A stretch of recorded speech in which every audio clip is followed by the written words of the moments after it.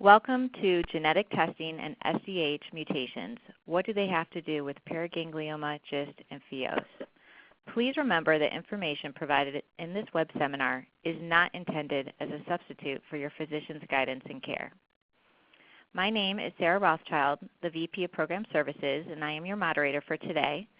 I would like to introduce you to our presenter, Samantha Greenberg. She's a board-certified genetic counselor who oversees the SDH clinic and specializes in paraganglioma research at Huntsman Cancer Institute. She graduated with a master's degree in human genetics and a master's of public health from the University of Michigan and a bachelor's degree in neuroscience from the same university. Prior to her graduate training, she taught 7th grade science in Tulsa, Oklahoma through Teach for America. At Huntsman, Samantha also continues public health genomics work with the Department of Health focused on rural clinician education and programming, and has worked to expand cancer genetics role in Jenny Cancers and oversees the VHL Clinical Care Center. I'd like to now turn over the presentation to Samantha. You may begin. Great, thank you so much. So hi everyone, I'm really looking forward to today's talk. Sarah, you're good, we can see it?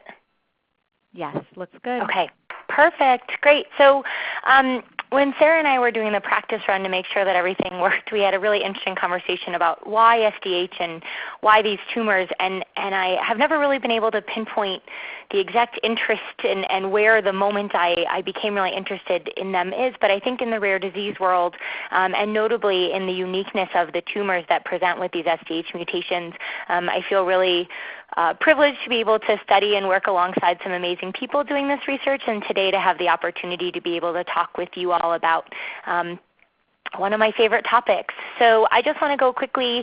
I don't really have any conflicts of interest. I have a consulting fee from a group totally outside of the SDH world.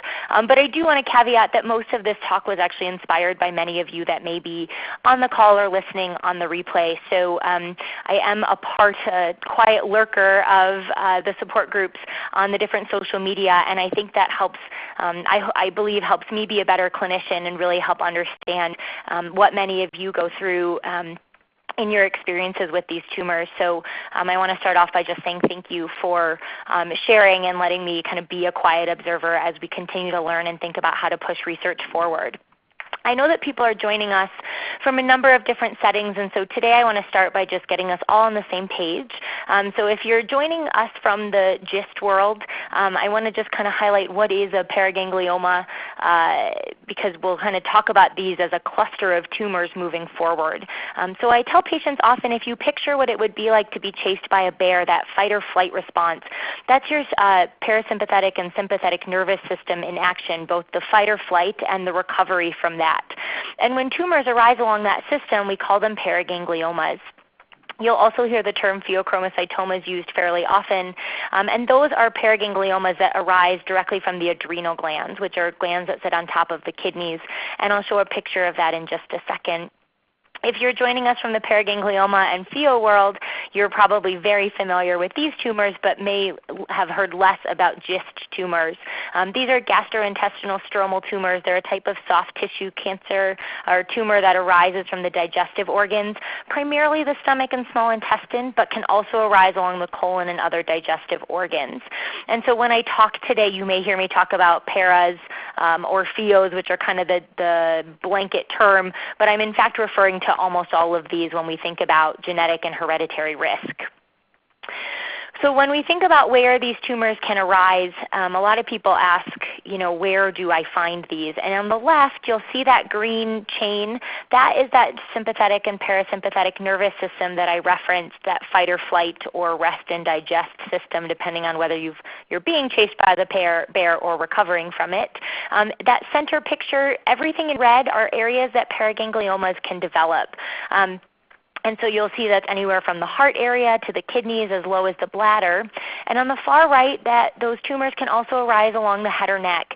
And so you'll hear people talk about carotid body tumors in this area, or jugular tumors, or vagal tumors, or jugulotympanicum. There's a number of words that are going to be thrown around by your healthcare providers or by other clinicians. And it's important to note that these are all just types of paragangliomas, and today I'm going to talk really broadly about them, but I could be referring to any of these different types, and we'll talk about those moving forward. When I was asked to do this talk was actually right around the time, I forget whether it was Chicago Med or The Resident, had an episode about one of these rare tumors, and it led me to wonder what we really see when we think about these rare tumors in the mainstream media. So this is a list. If you are looking to find any of these rare tumors, this is just a small list that I was able to find of current shows or past shows that highlight these tumors. And while I think this is a really great opportunity for education awareness and raising kind of this rare disease world into kind of the mainstream media, I forget which show it is, but one of them has a patient that has a pheochromocytoma and actually engages in criminal activity and blames their tumor for it. And so we want to be really cautious when we think about how patients are impacted and how that's reflected in the media, that while it's really great for awareness, there can be some caveats, and the TV experience may not match many of your experiences as well. So you may ask yourself, how are people affected when they have these types of tumors? And there's three different ways. So the first one is by mass effect, where the size of the tumor, even if it's a benign tumor, has an impact on the patient. You'll see here this man has obviously a fairly large mass underneath his ear. And the size, because the head and neck is such a small area, when those tumors arise, they can have impacts on things like hearing loss. If it's in the voice area or the larynx area, it can have impact on voice capacity. There can be some issues with facial paralysis from pressing on different nerves, headaches, and you can imagine this man was probably feeling a little bit of neck fullness as well. But I think where the mainstream media really talks about and this fight or flight response comes is actually in excess hormone secretion. And some paragangliomas and pheochromocytomas will have this excess hormone secretion that results in some of the symptoms you see on the right. This is a research study that was done by a group out of Italy, where they looked and said, what kinds of symptoms did people have? And you'll notice many of these are associated with that fight or flight kind of response: sweating, heart racing, anxiety. Right? Those are things that we saw often in these patients. And that's a result of having excess hormones that are being secreted, or more hormones than needed in the body. One of the primary signs and symptoms is uncontrolled blood pressure. And I think what's complicated about these rare conditions is that I would assume if I asked many of you if you've ever had blood pressure or sweating or headaches or anxiety even prior to a tumor diagnosis or after, you've probably had a number of these, because these are things that just happen to us on a daily basis. It can get very hot here in Utah, and profuse sweating is a common symptom I think we'd find along a lot of people. And so it's really looking at this combination of signs and symptoms to make a diagnosis that I think is one layer of complexity that gets added to these rare diseases. Some people will ask, how do I know whether or not it will secrete hormones? And we'll talk a lot about screening and how we use these hormone levels as a screening tool when we think people could be at risk for these tumors. And I have to give credit to a genetic counselor out of MD Anderson, Sam Hyde, who gave a talk to genetic counselors and showed this slide. And he drew this line. And I think this is a really appropriate picture of what we're really looking for, because that upper half above the blue line are parasympathetic, or that rest and digest. So after you had an adrenaline rush and you've been chased by a bear, how does your body really recover from that?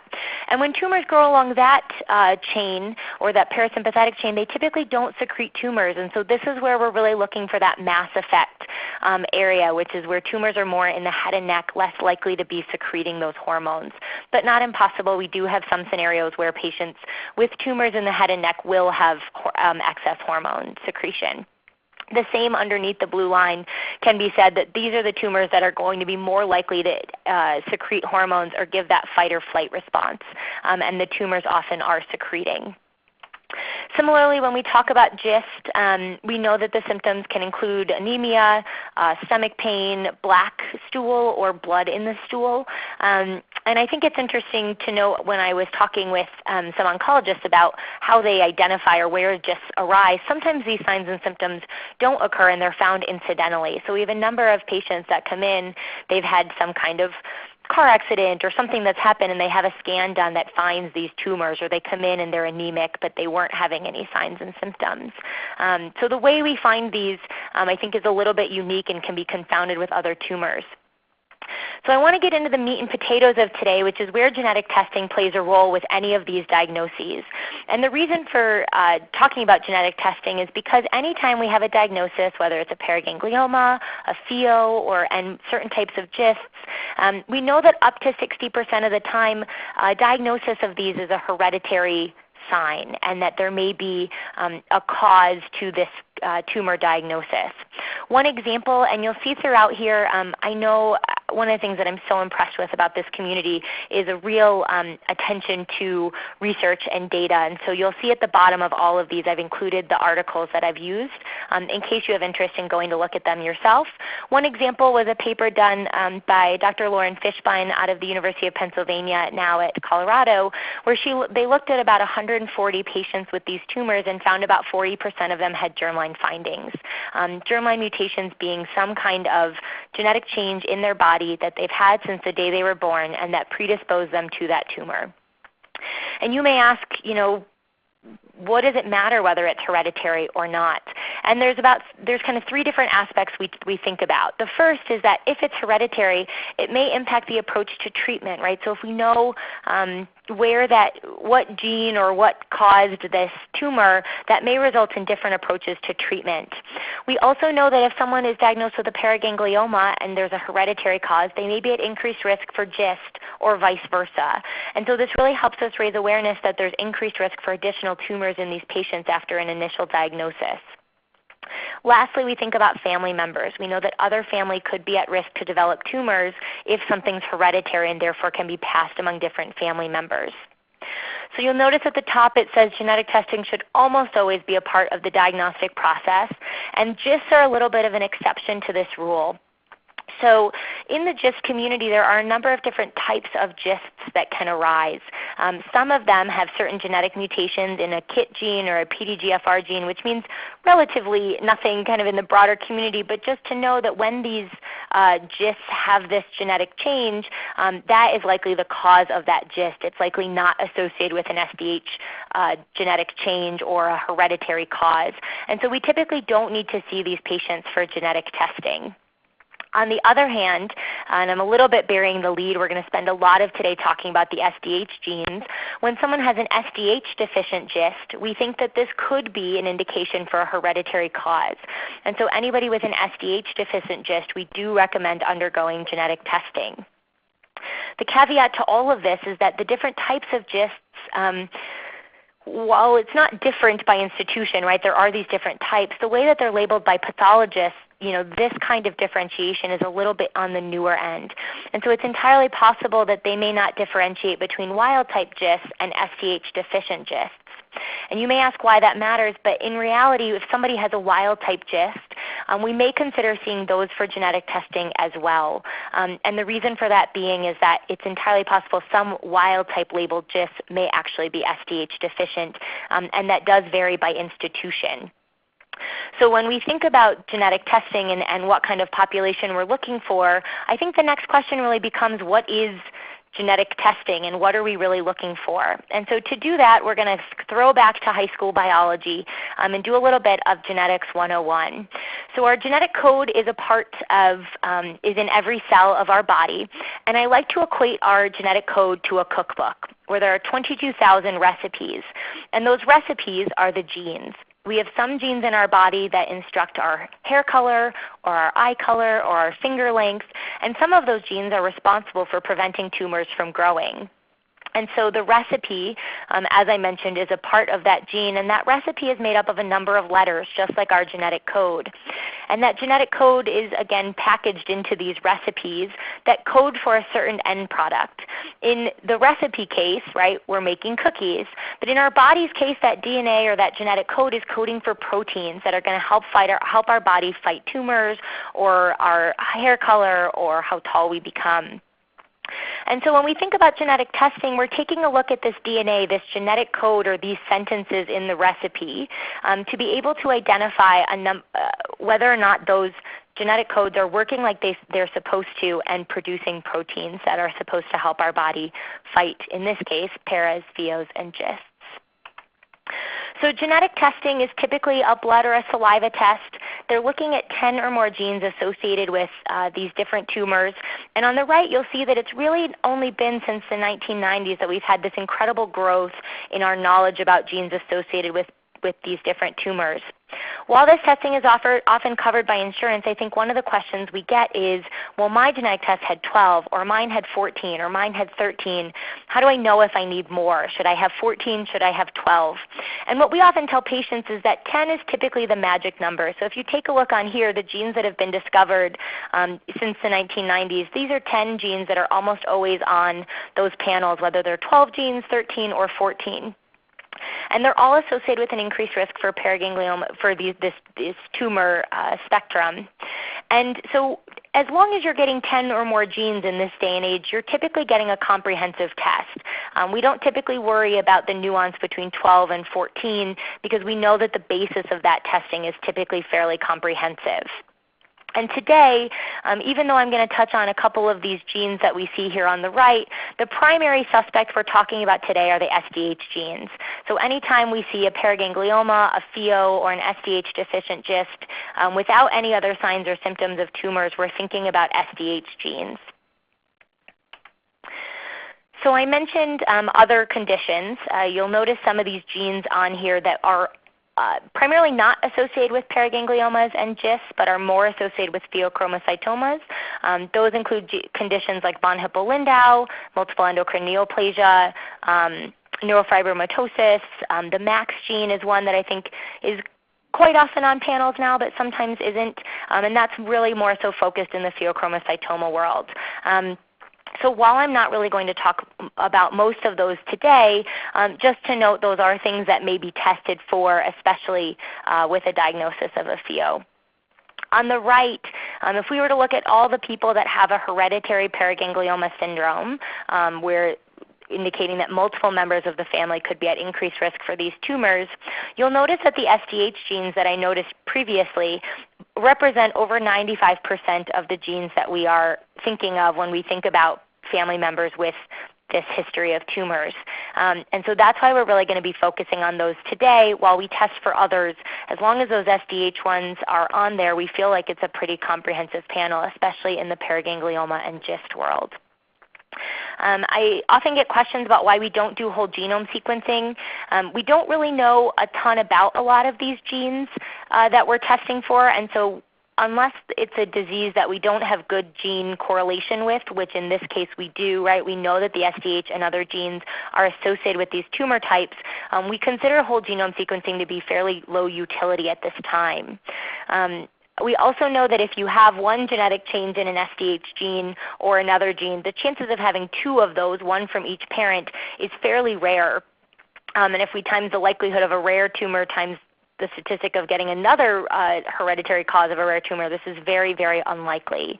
And so meeting with a genetics provider is typically going to get you the comprehensive testing that you need without missing anything. So we don't do whole genome sequencing right now, just mostly due to the low utility. So people ask from there, if this is the kind of genetic testing we're doing, what are we about to learn from this? And when we think about genetic testing, we're going to get one of three test results. On the far right, you'll see the thumbs up, which is a negative test result. This means we looked at the genetic code, we looked at those recipes, and everything was spelled correctly, the proteins are working like they should, and somebody just ended up with one of these tumors. With one exception. There's always a number of exceptions, but we'll talk about that exception later on. So a negative test result means we found a genetic, or we didn't find any genetic changes, and we don't, as of now, have any reason to suspect a hereditary or a genetic cause. On the other hand, if there's a misspelling in that genetic code, so here we see there should be the letter C, but instead there's the letter A, this may not allow the protein to form like it should. And we would call this a positive test result, or a genetic change or a mutation that we found that predisposes or increases the risk for someone to develop paragangliomas or other tumors. In addition, and we're going to spend most of the day talking about positive test results. On the other hand, we can also get an uncertain test result. So here we have another genetic change where we find a letter that's a little bit different, but we're not quite sure if it's a positive or a negative. And the reason for that is because we have over 3 million genetic changes in our body, and less than 10 of those 3 million impact our health. And so finding a genetic change of uncertain significance means we find a genetic change, but we're not sure if it's positive or negative. So we've seen one of those 3 million, but we don't know if it's in one of the 10 or in one of the 2,999,990. As a result of this, research has shown that almost all of the time, over 95% of the time, these uncertain results later get turned into a negative test result.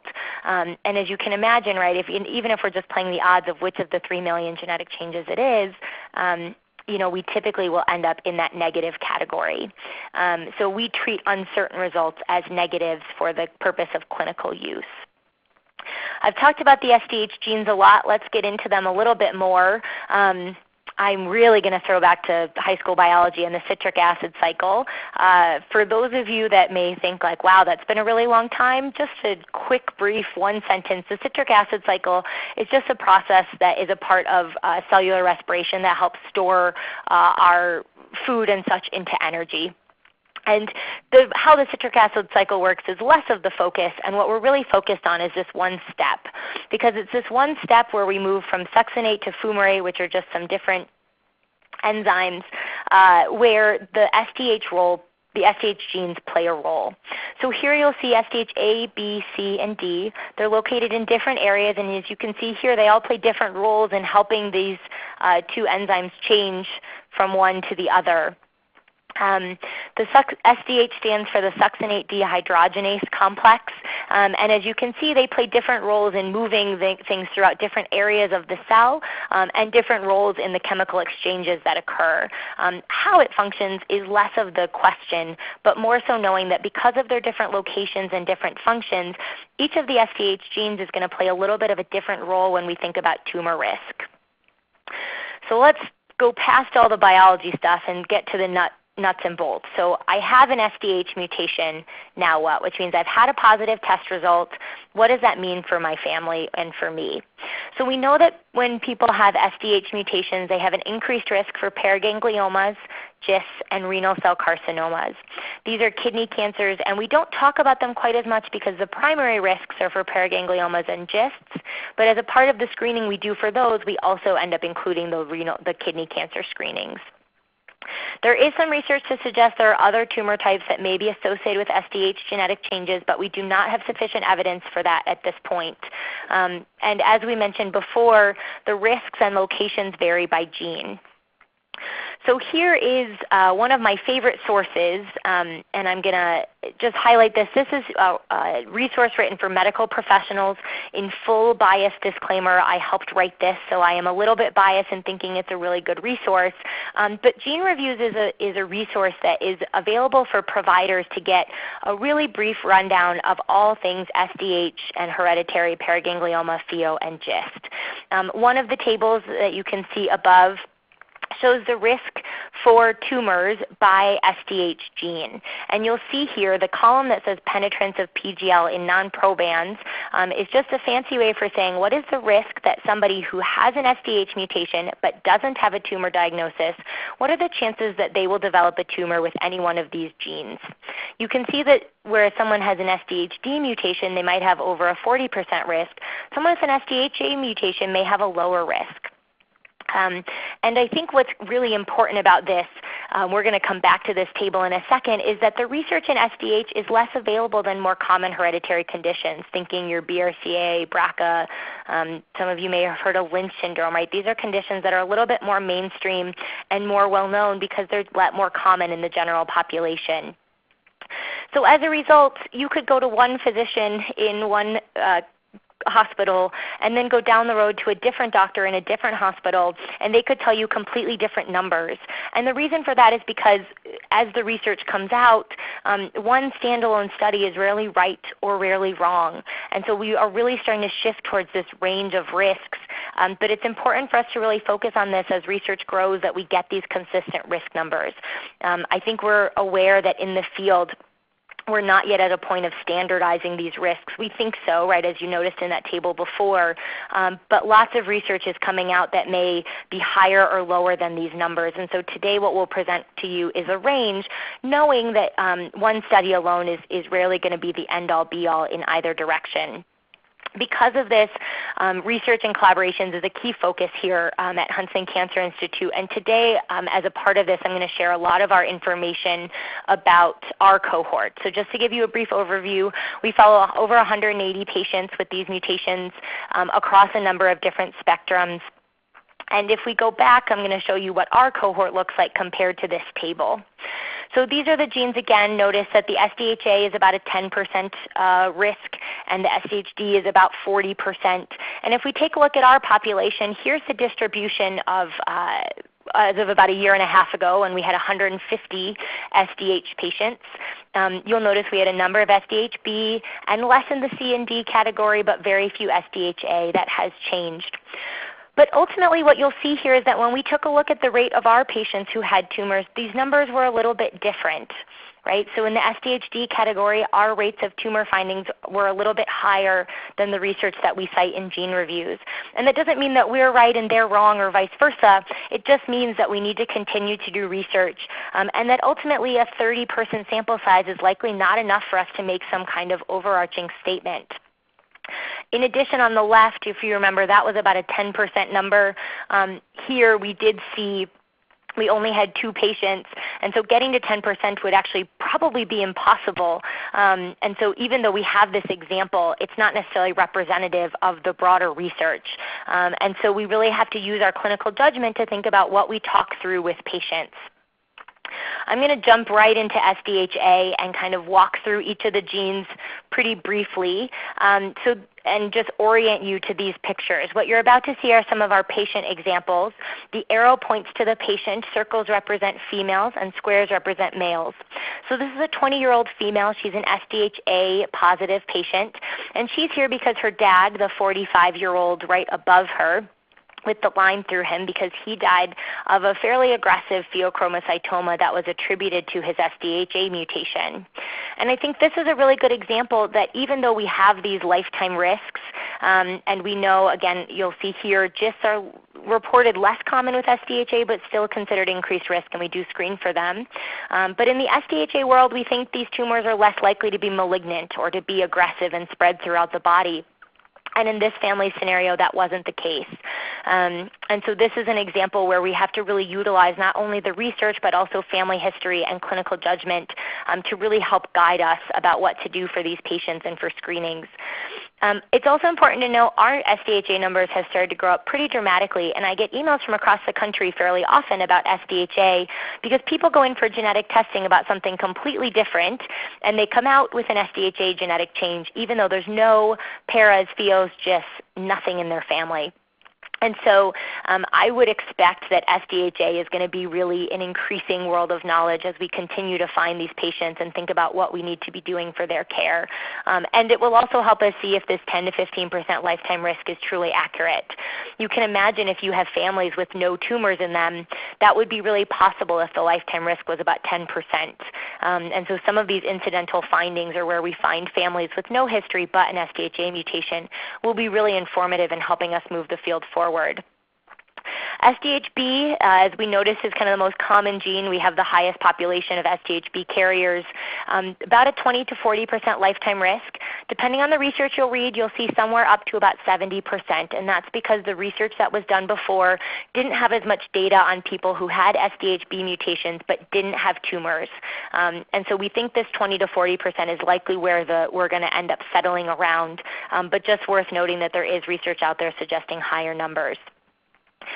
B for bad is kind of the next big category. When we teach genetic counseling students and medical students about how to keep these genes separate, we always refer to them as B for bad and D for dad, and I'll talk about SDHD in a little bit. B for bad doesn't mean the gene itself is bad, but just that we know that these tumors have a higher likelihood of becoming malignant or spreading throughout the body. So whereas most of these tumors may be benign, we know that those with an SDHB mutation have a higher likelihood of being more aggressive or spreading throughout the body. This patient is a perfect example. So this is a woman, again, the arrows pointing to the patient. She has some cousins towards the right hand of your screen that have had different tumors, some of which have been fairly aggressive or metastatic at young ages. And so even though some patients may have had more aggressive tumors, you can see other ones that have had tumors that were not metastatic or less aggressive. And so this variety of tumor types and aggressive level is something we very commonly see in SDHB. These tumors are more commonly seen in the abdomen, but we can see them in the head and neck area, again as seen by this family where there are some glomus tumors, which would be those head and neck area. SDHC confers about a 20 to 25% lifetime risk for tumors. These are more common in the head and neck, but GIST and abdominal paragangliomas have also been seen. This patient has a cousin located right here in the middle of your screen who was diagnosed with a GIST at age 11 and later seen to be an SDHC mutation carrier. Here we go. So one of the things, if you have a GIST and you've had negative genetic testing, you may think to yourselves, how do I have an SDH deficient genetic test or an SDH deficient GIST but negative genetic testing results? And there's a mechanism, this is kind of the exception of the rule I was talking about previously, that some GISTs that are SDH deficient are actually caused by what we call SDHC promoter methylation. So a promoter, their job in the body is to act very much like a light switch for these genes and to turn the SDHC gene on and off. But when methylation occurs, which is a process that the body can undergo, the light switch gets permanently turned off. And so there is no ability for that promoter area to flip the switch and turn the SDHC gene on so that it can work. As a result, these people have completely functional SDHC genes, but the area before it isn't able to switch it on. And this is one reason that people get SDH deficient GISTs but negative genetic test results. There's been a decent amount of research in this population, and sometimes when people have GISTs caused by this promoter methylation process, they may have risks for other paragangliomas and need to be screened as if they could have risk. But because it is not a hereditary cause, family members are not expected to be at increased risk. And so this is one area where we see, again, SDH deficient GISTs but negative genetic testing. Speaking of family, before I get to SDHD, I just want to touch base on this really quickly. So each person has 2 copies of each SDH gene in their body, and one comes from mom and one comes from dad. This gene's job is to work to prevent the development of tumors. But as you can see in this picture on the right, if we have one copy that's not working or a positive test result, in this case the blue on that chromosome, we know that there's a 50-50 chance for children to inherit that genetic change from their parents.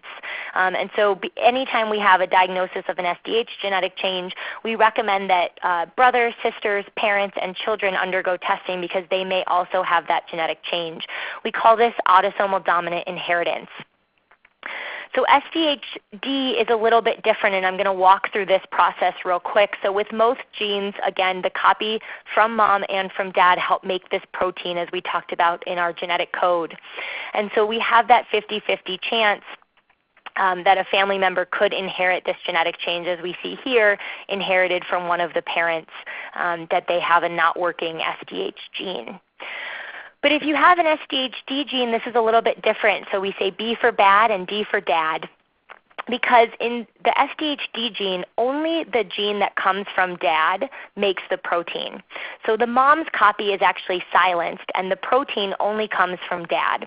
And so if dad passes on the genetic change, then his copy, right, may not be working, and patients may have an increased risk for tumors. But if that copy comes from mom, then we know that that genetic change, that protein isn't made. It's essentially silenced. And so people who inherit an SDHD genetic change from their mom are likely not at increased risk for tumors.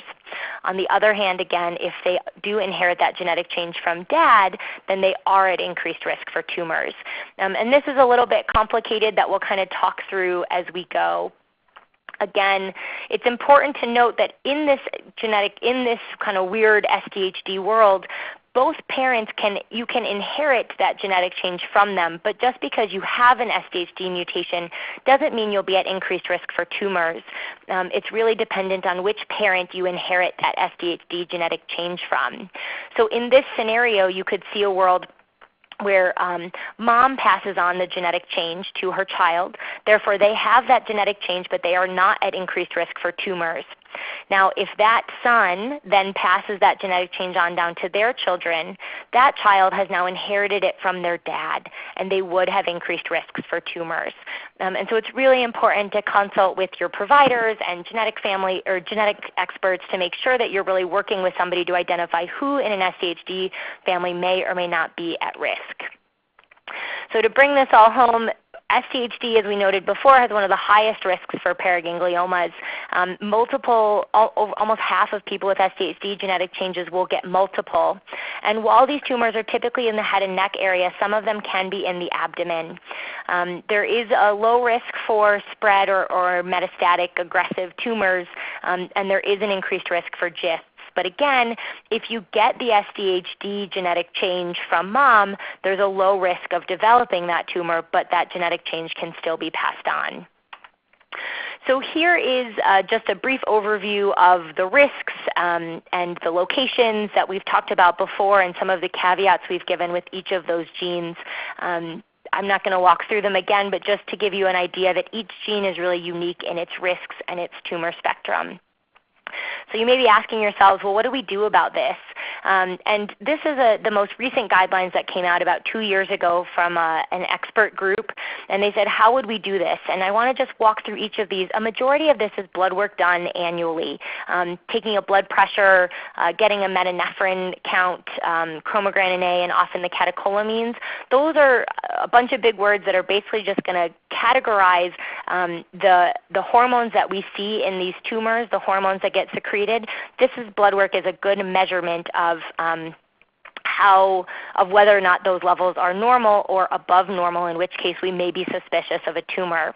We pair that right now with whole body MRIs, where we do from eyes to thighs with an MRI, and we sometimes do a specific neck MRI. The reason for that being that because the neck has so many unique kind of systems in it and incorporated in it, we want to get a really clear picture that's a little bit more specific than the whole body.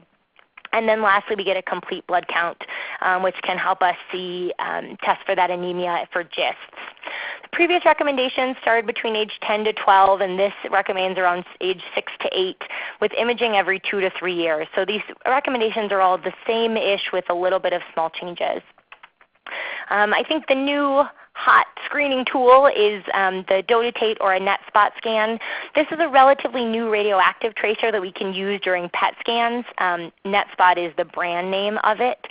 This is a tracer that is well suited for neuroendocrine tumors and may be an option for screening paragangliomas. As I'll talk about in a little bit, at our clinic we primarily do PET CTs as our screening tool for a number of different reasons, but the dotatate and net spot is a little bit better, but for now cost is a huge barrier to our patients. The tracer is much more expensive than what we do for a PET CT, and so while these are different options, there are lots of pros and cons, and this is best discussed with your treating provider to determine if this might be an option for you. If the blood work is abnormal or the imaging is abnormal, the goal is to treat these before there's any kind of additional workup needed. So if you're totally healthy and then we find a tumor, surgery is quite often the preliminary approach. And we know that chemotherapies and radiations may be effective, but that we're trying to find tumors before we get to that point. We want to find something that we can easily treat surgically or with some other kind of treatment rather than getting to the stages of chemo and radiation. But it's important to note that up to half of people may have multiple paragangliomas. So sometimes people say, okay, we found one, what are the chances to have another? We've talked about the fact that a majority of people may have multiple paragangliomas or these tumors. Our research thus far has shown that almost all of the tumors we find on a baseline scan, but we don't have really good research to show how often they happen after we found an initial tumor. And this is some of the work that I'm going to highlight in a little bit. that we're doing just to stay on the front end. Examples of tumors found through screening, so you can see here circled in red, these are just some examples of what we find based on MRI. On the left and in the center, these are abdominal tumors, and on the right, this is a carotid body tumor that we found in the head and neck area. We recommend that screening gets done at a center that has SDH expertise, and to see someone with experience, whether it's an endocrinologist, an oncologist, whoever your team member is, you want to make sure they have some familiarity with this to make sure they can help you work through the loopholes. I highlighted here our current protocols. We met with a bunch of team members who felt like we really needed to be a little bit more specific in our testing, and so we have switched to doing PET CTs for a more sensitive screen. We pair that with the annual blood work we talked about before, and all of our patients come through to meet with our high-risk specialist annually. So we do have a hereditary SDH clinic that's staffed by one of our physicians and myself. It's important to note, thus far we've detected multiple tumors in our first 6 months of this new scanning technique. We don't know if it's more or less, and I think we're really trying to do some research and see how this is working. So there may be evolution in this going forward, but just to note, our practices are a little bit different than the guidelines, and there's a number of reasons behind that. So this is, I just want to spend the last couple minutes before we take questions walking through some of the research that we've done in the past couple years surrounding SDH genetic changes. Again, this is the work one of our genetic counseling students, Rachel Holman, did, where she broke down our patients. We had 150 of them, 56 of whom had tumors, and many of whom who didn't have tumors had undergone screening, but some of whom had not undergone any of that imaging. And we wanted to know if we could stop screening after a certain age. We believe that we may be able to stop screening at some point rather than screening 60, 70, 80-year-old people who have never had tumors in their life. And so Rachel broke down all of our diagnoses by the age at first tumor diagnosis. So you can see here we had one person diagnosed under the age of 10. We had about 10 diagnosed between the ages of 41 and 45, and you can walk through this different lumping. And what Rachel found is that over the age of 50, we had about 7 patients that were identified, or about 13% of our patients that had their first tumor diagnosed over age 50. This resulted in a number of different questions that we asked ourselves. And these are the patients. Most of them had genetic changes in the SDHB gene. They had a wide age range, and they were found in a number of different areas in the body. And so we couldn't quite figure out why, but we have some suspicion that most of these patients, this was their first tumor, and they never had screening before age 50. And so it's entirely possible if we had screened them in their 40s, they may have had these tumors. And so some of our additional research is really trying to figure out what is it about this group over 50 or under 50 that we may be able to think about when we can stop screening in those who have an SDH genetic change but no history of tumors. And some of that is also to limit exposures and things like that. Another question that we've asked ourselves a lot is thinking about malignancy, or those who have more aggressive tumors that then spread throughout the body. Here you'll see the same image from before, but the red shows those who had malignant or not benign tumors that had potential to spread throughout the body. And so a majority of these were found in our SDHB mutation carriers. And I forget if it's yesterday or today, but one of our surgical residents is actually giving a talk at a conference right now about malignant head and neck tumors, or head and neck paragangliomas that are more aggressive. Here, this is just one of her slides where she shows a majority of those tumors that we found were head and neck, and they were benign, but a few of them were malignant. And the area that she really focuses on is this group of people with SDHB genetic changes that had aggressive or malignant head and neck tumors. So this is, again, I'm just copying a slide to help show you the kind of thing that we're showing to providers across the country, even today or yesterday at this conference. What you'll notice here on the right, and what I want to draw highlight to, is that most of these tumors did not have any secretion. That NF on the far right means they were not hormone secreting. But we do have one example of a patient with a tumor that did have elevated hormone markers. And so this is the kind of work that Hillary is using at her presentations and in some of the papers that we're working on to really highlight how we help identify who might have more aggressive head and neck tumors and how we can use that effectively. So the last one I just want to focus on is how effective is screening. So this is a big collaboration that we've been working on with Dr. Lauren Fishbein out of UPenn in Colorado, the University of Michigan, and ourselves.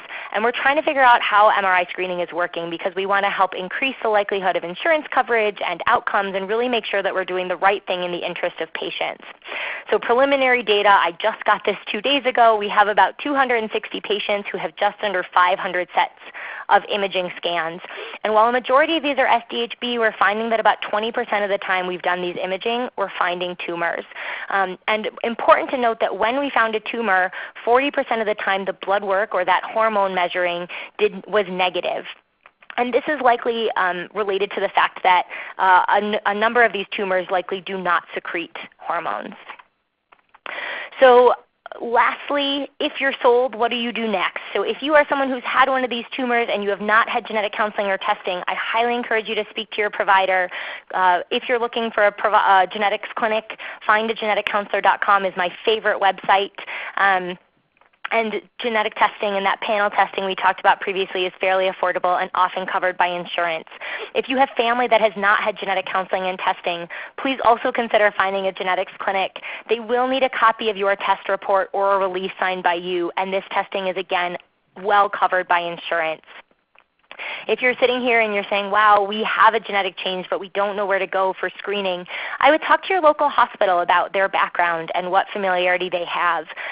We find that most of our collaborators are academic medical centers or university centers that will have a genetics clinic that may be a good place to start. Sometimes these clinics are held under the endocrinology world or the oncology setting. Ours is housed under our genetics team, but every group is different. And so ask around, specifically looking for that background and expertise. If you're looking for more information, I just listed a couple of educational resources. Gene Reviews is a great tool. This LifeRaft group has a couple of incredible resources. The TheoPara Alliance has them. And Huntsman, we have a number of fact sheets on the website listed there. If you're looking to get in research, there are a ton of research opportunities to help out. Some benefit from having your tissue, and I have to shout out the groups that really help promote that in not only the Facebook groups, but through LifeRaft and other groups to help acquire tissue. And the other thing I'll just say is that when new diagnoses arise, patients often are having a hard time figuring out what's a relatable perspective.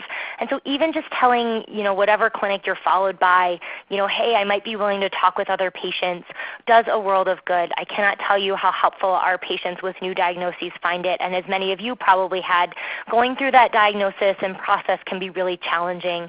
And so connecting with each other, not only through groups like the support groups, but also in person or through your local institutions can be really helpful. I'd be remiss if I didn't thank all of the names that I've thrown out here across this, whether we collaborate with them, they help run our clinic, or they're on our research team. And I apologize for being 4 minutes over, but it looks like we've still got some time for questions. I've provided my contact information, so if you have questions or your providers have questions, we field a number of calls each week from physicians, genetic counselors. I actually have to call another one back when I get off this about SDH and our experiences, and we are always happy to talk to your providers about that and or to you. So that being said, Sarah, I will turn it over for any questions that we have. Excellent, excellent. Thank you so much, Samantha. I know that I learned a lot over the course of your presentation, and I imagine the participants did as well. So thank you very much for sharing the breadth of knowledge that you've provided today. We do have some questions that have come in. I'm going to start with the first one. So could SDH deficient GIST diseases such as GIST and paraganglioma be considered a mitochondrial disease? And if so, would there be any benefit in receiving IV glutathione, a master antioxidant? Oh, that is a great question. So that is one I am going to pre-apologize I'm not going to be too helpful about. So to the best of my knowledge, we do not consider these to be a mitochondrial disease in the sense of our definition of those. But I think we're learning a lot about how SDH genes result in tumors, like how SDH mutations result in tumors, and so that could come out in the long run. As far as treatment recommendations, that is a little bit outside of my scope of expertise, but I would encourage you to talk to a local oncologist or endocrinologist about that. Great, thank you. If a GIST patient with an SDH germline mutation develops sudden unexplained hypertension, would there be a reason to look beyond a normal catecholamines lab and PET for screening for paraganglioma? If so, what type of further screening would be suggested? Yeah, so I would say the data is very limited right now as far as if I have everything negative, I've had negative imaging and I've had negative blood work, what is the likelihood of having a tumor?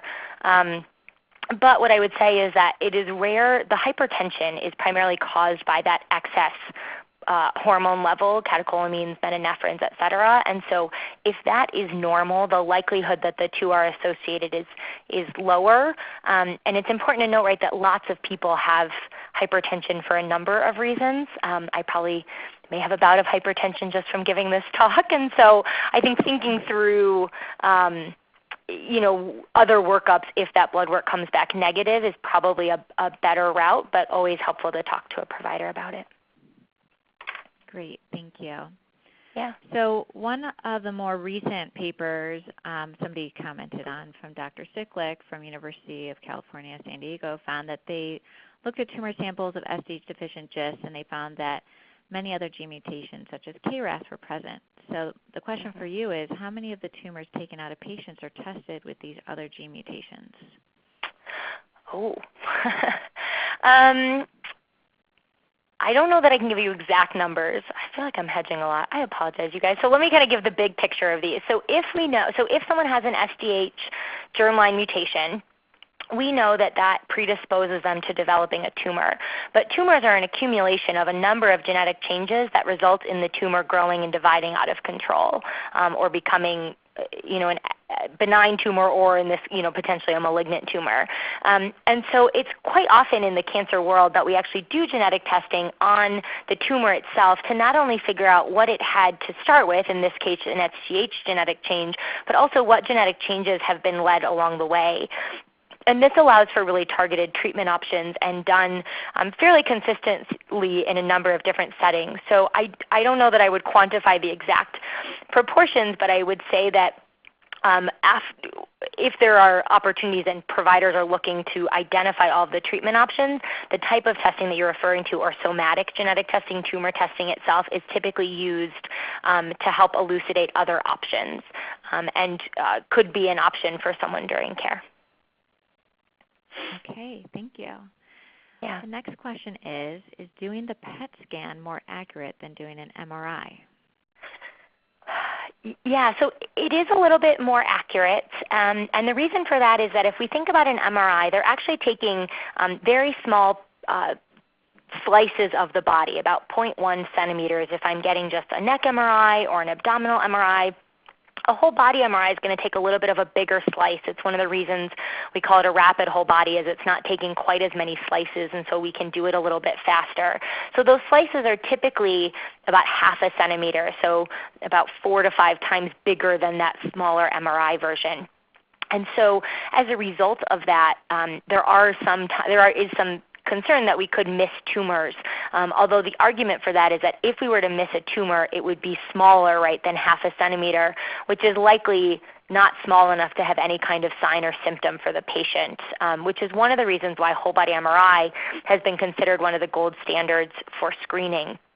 The PET CT is a little bit different in that that radioactive tracer is actually going to be picked up by a tumor, and so it kind of lights up on a scan a little bit differently from an MRI. And so we have some experiences that we have not seen a tumor on MRI, but have then seen one on PET CT, a second one pop up on PET CT. I think a lot of people make the argument about which one is better, and I don't know that there's a right answer to that. I think one could argue that finding something small is better than not finding it. I think on the other hand, you could say that you may go in and do unnecessary surgeries or removals for something that's so small it wouldn't impact anyone's health. And that's really where I think the balance between whole body MRIs and PET CTs come out. In addition, there are some radiation exposure questions that arise with PET CT, and so when we're deciding between the two, it's really a matter of talking with the patient about what the pros and cons are, because both of them have pros and both of them have cons. And I think sometimes it comes down to that question with the patient. But I'd give the caveat right now, the guidelines are for whole body MRIs, even though we are currently typically utilizing a different protocol. There's like a follow-up question to this, which is, does a dotatate gallium PET show if a tumor is secreting hormones? Yeah, so the dotatate is going to do pick up something that is secreting. But in general, a PET-CT is used in the cancer world for it's going to pick up anything that's growing faster than the rest of the body. And so things are going to light up tumor-wise also. So for instance, the bladder lights up, the heart lights up on your PET-CTs, right, because those are things that are moving and pumping and working very quickly to help do very necessary processes in the body. And so the neck area, those cells are growing and dividing at a normal rate, and a PET-CT is going to uptake a carotid body tumor or something that might be growing a little bit faster. The dotatate is just geared towards those neuroendocrine and secreting tumors. It can pick up tumors a little bit better. I think the rate, I would have to go back and look at the exact numbers, but our understanding is it was it was maybe 10 to 20% better at picking those tumors up. So in most scenarios, we currently don't use the dotatate yet. We have really thorough conversations with our patients about it, but a lot of that is typically cost and benefit driven. But again, I think there's a lot of pros and cons to these scans. Great. Thank you. Yeah. All right, next question. It seems more difficult to find research on the SDHAF2 mutation than the other SDH mutations. Is it more rare? Yes. Yep. So the SDHAF2 mostly has been found in just a couple of different European populations. It has not been seen, and it's definitely not seen as often. So it is more rare than the others. You're right. I didn't actually talk about it today. Those are primarily head and neck tumors that we see in those patients at a pretty high rate, but it's fairly rare.